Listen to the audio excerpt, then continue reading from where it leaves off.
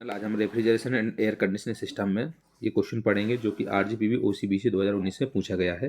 Question है explain the working of domestic Electrolux refrigerator with the help of flow diagram. Question में पूछा गया है कि डोमेस्टिक इलेक्ट्रोलक्स रेफ्रिजरेटर का डायग्राम बना करके उसकी वर्किंग लिखना है। इसको हम लिखेंगे। सबसे पहले हम इसमें जानेंगे डोमेस्टिक इलेक्ट्रोलक्स, इसको हम अमोनिया हाइड्रोजन भी बोलते हैं। अमोनिया हाइड्रोजन रेफ्रिजरेटर क्या होता है उसके बारे में जानेंगे। So the domestic absorption type refrigerator was invented by two Swedish engineers Carl Munters and Baltzar von Platen in 1925 while they were studying for their undergraduate course of Royal Institute of Technology in Stockholm. The idea was first developed by the Electrolux company of Luton, England.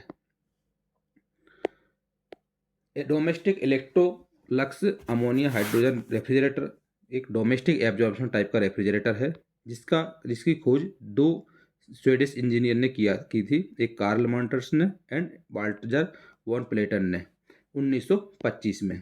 इन्होंने under graduate के course study करते time royal institute of technology of Stockholm में किया था इन्होंने, जिसमें इन्होंने Electrolux company के लिए ल्यूटन जो है इंग्लैंड में, वहाँ पर domestic Electrolux ammonia hydrogen refrigerator को बनाया था। इलेक्ट्रोलक्स रेफ्रिजरेटर सिस्टम जो होता है वो इस टाइप से होता है।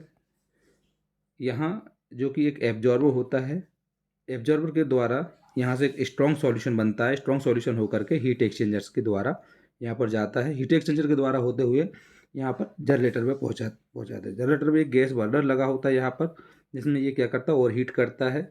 इसके द्वारा ये रेक्टिफायर में जाता है। रेक्टिफायर के द्वारा अमोनिया वेपर्स में कन्वर्ट होकर के कंडेंसर में जाता है। कंडेंसर से होकर के लिक्विड फॉर्म में फिर से लिक्विड अमोनिया फॉर्म में कन्वर्ट हो जाता है और ये एवापोरेटर में आ जाता है।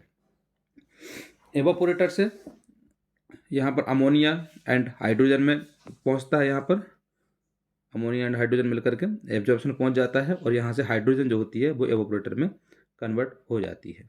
इस टाइप से ये कंटिन्यू काम करता है। इसमें क्या क्या चीज़ें होती हैं, एक एब्जॉर्बर होता है, हीट एक्सचेंजर होता है, जनरेटर होता है, रेक्टिफायर होता है एंड कंडेंसर होता है और एवापोरेटर होता है।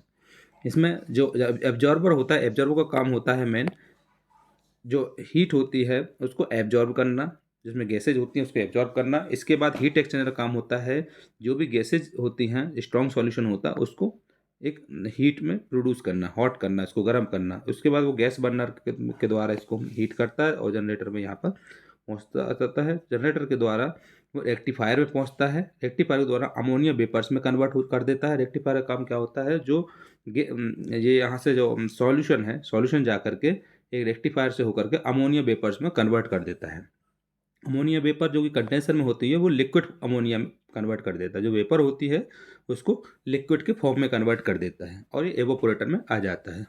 एवोपोरेटर से अमोनिया एंड हाइड्रोजन जा करके यहाँ पर एब्जॉर्बर में जाएगी और एब्जॉर्बर से हाइड्रोजन रिलीज होकर के एवोपोरेटर में पहुँच जाती है। तो इस टाइप से ये सॉल्यूशन काम करता है कंटिन्यू और इसके द्वारा इसी टाइप से इलेक्ट्रोलक्स जो एयर रेफ्रिजरेटर सिस्टम होता है काम करता है। सो यहाँ से एब्जॉर्बर से स्ट्रॉन्ग सॉल्यूशन होकर के हीट एक्सचेंजर से होते हुए और यहाँ से गैस बर्नर में यहाँ पर जनरेटर के द्वारा वीक सॉल्यूशन जो होता है वो वापस आ जाता है और हीट एक्सचेंजर से होकर के जो कहते हैं एब्जॉर्बर में पहुँच जाता है। जो वीक सॉल्यूशन होता है और जो स्ट्रॉन्ग सॉल्यूशन होता है वो जा करके रेक्टिफायर में पहुँचता है। रेक्टिफायर के द्वारा होकर के वो अमोनिया वेपर में कन्वर्ट कर देता है।